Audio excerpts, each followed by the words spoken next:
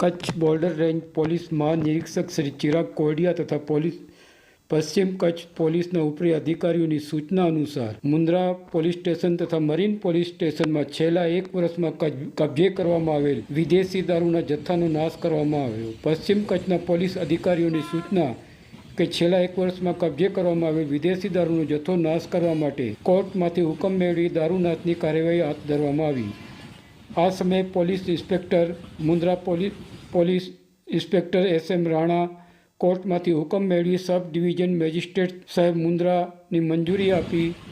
સમય ફાળવતા sub division magistrate BA Zala તથા મદદનીશ પોલીસ અધિકારી ગૌતમ વિવેકાનંદ, મુન્દ્રા વિભાગ તથા નશાબંધી અધિકારી શ્રી SP મારુ તથા મુન્દ્રા મરીન પોલીસ સ્ટેશનના પોલીસ ઇન્સ્પેક્ટર HS ત્રિવેદીની હાજરીમાં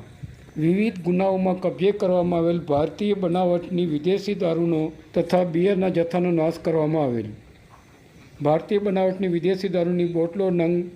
52,052 તથા બિયર નંગ 68,618 તથા મરીન